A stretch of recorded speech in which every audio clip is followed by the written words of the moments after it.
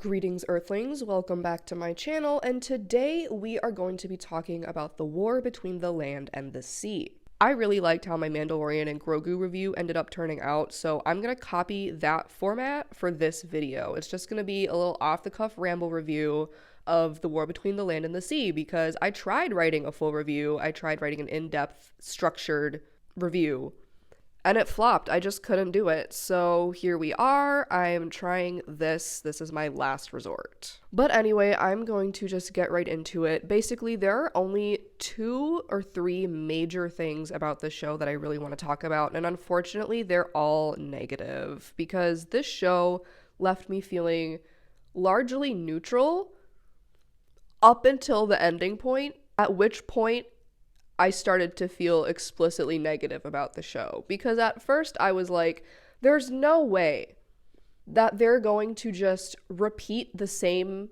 plot and ending that we've seen with the Homo Aqua and Silurians before. And then they did. Spoilers, by the way, but the ending where 90%, I believe, of Homo Aqua get genocided by an illness, and then the rest of them get shoved into a reservation where they are constantly hunted down. First of all, the parallels to native communities, indigenous communities, is not lost on me, and I want to talk about that in a second. But that ending is so cheap and unimaginative and unoriginal because we have seen it before in every single Homo Aqua Silurian story. It ends with them getting blown up and genocided, or getting forced back into hibernation to be dealt with later. There's quite literally no other ending that I can think of when it comes to like episodes that are about those species. Not that they appear in, because they appear in a lot more episodes than are about them.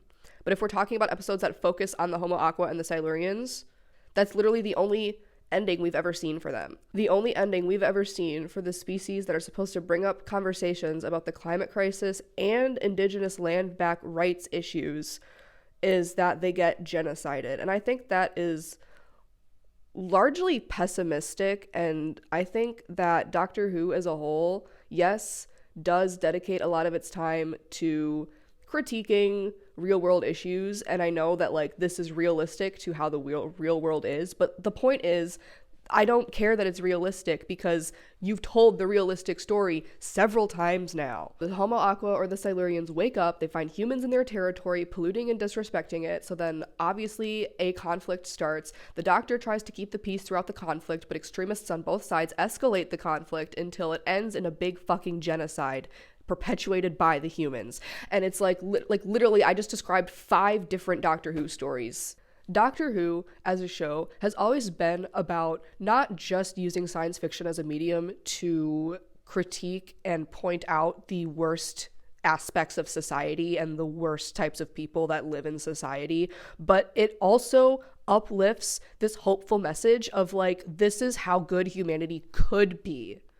You know what I mean? We definitely do have a plethora of Doctor Who episodes that have pretty strong messages about the worst of humanity, and they can be very bleak at times. But we also have a plethora of Doctor Who episodes that are about the best of humanity, how like amazing life could be if we were all just fucking nice. And I think that the war between the land and the sea missed an opportunity by not going for one of those endings instead of going for an ending that not only is just fucking bleak as hell, but also that has been done before. I would not have a problem with the ending to this show if I hadn't seen it done before. If I hadn't seen John Pertwee do it. If I hadn't seen Peter Davison do it. If I hadn't seen Matt Smith do it. Like, seriously, it's ridiculous.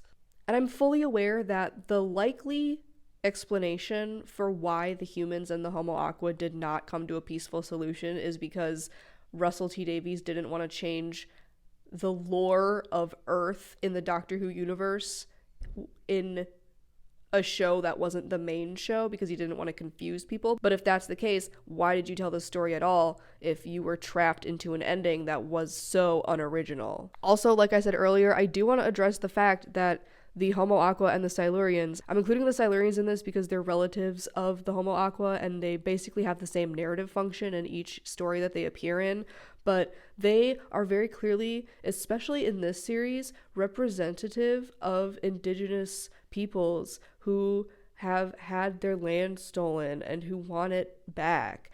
I think that if Russell T Davies wants to write a story about an indigenous species wanting their territory back from someone who they see as having taken it from them, I think that he could have done a much better job at representing that indigenous species. And then I also think that he could have avoided killing them all off because, like I said, it's been done before. So there was really no point in doing it at all unless he changed something, which he didn't.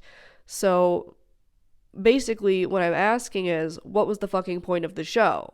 I just think Russell T Davies made a mistake making this television show. I don't think he should have allocated 5 episodes of television that could have been episodes of Doctor Who to a spinoff that, again, was unnecessary and, again, was a story that had been told before. And unfortunately, the plot is not the only thing that is cheap and unimaginative. The characters are also just completely flat. They remain so stagnant throughout the entire show. Aside from Kate and Barclay, I can't name a single character who had any sort of arc or character progression or development throughout the show. I can't name a single thing I learned about anyone except one character, the quirky scientist girl.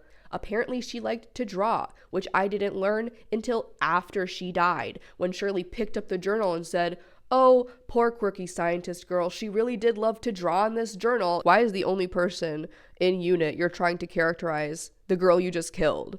Because she's fucking dead now. You should be trying to characterize someone else, like Ibrahim or Shirley or, that translator guy. Which, saying that out loud reminds me of another problem. This show was supposed to be about UNIT. It was supposed to show us UNIT. And, like, yes, we did see UNIT, but what did we learn about UNIT and the people who work there? Because I thought this show was going to expand on those people and their lives, and we were going to learn more about them, but I feel like I learned more about them, at least the characters who appeared in the main show. I feel like I learned more about them in the main show than I did in The War Between the Land and the Sea. And the characters who appeared in The War Between the Land and the Sea and not the main show, I know nothing about them because they had absolutely zero characterization. Like, all I know about the translator guy is that he's sassy. Yeah, basically what I'm trying to say is that this show shot itself in the foot by adding too many characters at UNIT. I think we already had a decent cast at UNIT. Like, where the fuck was Susan Twist this whole time? You did not need to add more characters to the cast, and by doing so, you took away opportunities, you took away moments that could have gone to other characters that could have helped characterize them more, like Shirley or Ibrahim, because Ibrahim was essentially just there to be Kate's hot young boyfriend and then die for Kate's emotional arc. And I sidestep real quick. I've seen people online refer to this death, Ibrahim's death, as a fridging, because if the roles were reversed, if Kate was the man and Ibrahim was the girl, oh, absolutely, it would be a fridging. If Kate was the man and Ibrahim was the girl, I would be furious at how Ibrahim was treated. But because it's reversed, it's not a fridging. Okay, you cannot fridge a man. And I could go on and on and on about that, but I'm not going to. I'm going to end the tangent right here. But the point is that Ibrahim's character was basically nothing. He was a nothing burger of a character. And then Shirley, I think she was characterized really well in her initial appearance in The Star Beast, in the main show. However, in this show, I did not learn anything about her that I didn't already know. I know things about her, but I learned them in the main show. I learned them in her initial appearance in The Star Beast. She has not had really a character since her first appearance. She's kind of just become this character who gets insulted all the time to teach the audience a lesson about how bad ableism is and how you shouldn't do it, which, like, obviously don't do it, but like, it's like kind of ridiculous that like the only thing she ever fucking does is get insulted and like have people throw weird comments at her. She doesn't get to do anything. She has this moment in the series 15 finale where she like goes to rally all the people with disabilities so they can like fight Sutek and all this stuff, but then they just like don't do that. They kind of just gather around the building. But with this show, she didn't even get the beginning of an arc that went nowhere. She just got nothing. The only notable thing she did was comfort Kate after Ibrahim died and be there for Kate when Kate needed her. But she didn't have a character of her own. Shirley just deserves so much more because she's literally like the second most important character at UNIT, both in the billing and also just importance wise. So the fact that only Kate has been given characterization when like there was definitely time to give Shirley some characterization. Like you could have at least like done something with her, like tried to give her an arc, like maybe showed how she was struggling, like just a couple moments, like even like one scene of her just like at home dealing with the emotional consequences of what she is doing at work. You know what I mean? Like it literally could have been a 2-minute scene, but we didn't get anything like that. I felt like Barkley's family was actually more well characterized than Shirley because we saw way more of them, which like obviously they are the family of the main character, but like I just think that they were so much more characterized than Shirley. But I'm not talking about Barkley's family, I'm talking about the people at UNIT right now. The people at UNIT were just completely wasted and underutilized and undercharacterized, and I just was not a fan. I think that if you wanted to make a show about UNIT, the least you could have done was teach me about the people who fucking work at UNIT. Now, about Kate, I know that Gemma Redgrave said in the behind the scenes for The War that she thinks Kate is now a woman in 3D to her, which that's great for Gemma Redgrave. But unfortunately for me, I still have trouble grasping Kate's character, and that might just be a me problem because I know that she did have an arc in the show, like it was showing her downward progression, and I wonder if the next time that we see UNIT in the main show, she's going to have a more sinister presence and the Doctor is going to have to confront her about it, which would be really interesting. But I don't know if Russell T Davies has the guts to do that because he's been very, very hesitant to critique UNIT as an organization, and he's really been making all of their problems seem, and Pete Mattei is guilty of this as well because he wrote Lucky Day, they are not critiquing UNIT as a whole, they are critiquing Kate as a person and acting like the issues with UNIT are issues with Kate. And it's like, no, UNIT is a paramilitary organization that employs children and arrests journalists on live TV, so like obviously there's some other things that we need to address. But Russell T Davies and Pete Mattei are kind of just acting like, oh, Kate's downward spiral into like manipulating her therapist and all this stuff are just personal flaws. And then also, I know I really haven't said that much about Salt, but that's because I genuinely feel like there is not that much to say about her. And I know I haven't talked very much about Salt, if not at all, but the reason for that is I genuinely feel like there is not that much to say about her character. Unfortunately, I just got absolutely nothing from her. She was so underdeveloped, and her character really just revolved around Barkley and their relationship, and she had like nothing. Like we saw nothing of her life in the ocean. We learned nothing about her family, her friends, her way of life. Like we literally, like, oh my god, we learned nothing about her other than the fact that she's obsessed with Barkley and his stupid erection. Which brings me to another point that is a very, very personal opinion, I will admit. This is not really a problem that the show has, it's just a problem that I have with the show, which is that I don't think Salt and Barkley should have had a romantic relationship. I think it would have been much more impactful, and it would have been better for Salt's character if they had had remained like really good friends. Because you can absolutely have a deep emotional platonic connection with someone that is powerful enough to trigger a process like Accord. I fully believe that. And it's so disappointing that so many people don't believe that. And I think that like this could have been a really great opportunity to showcase that. Like,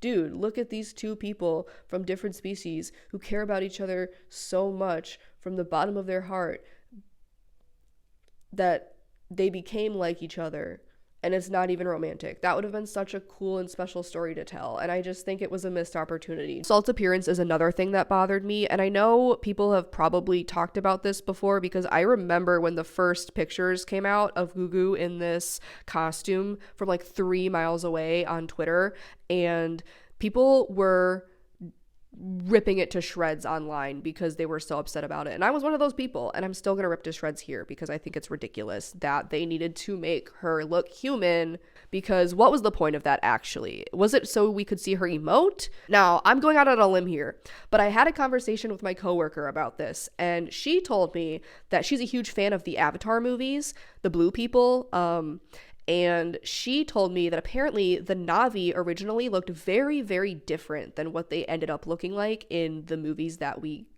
see now.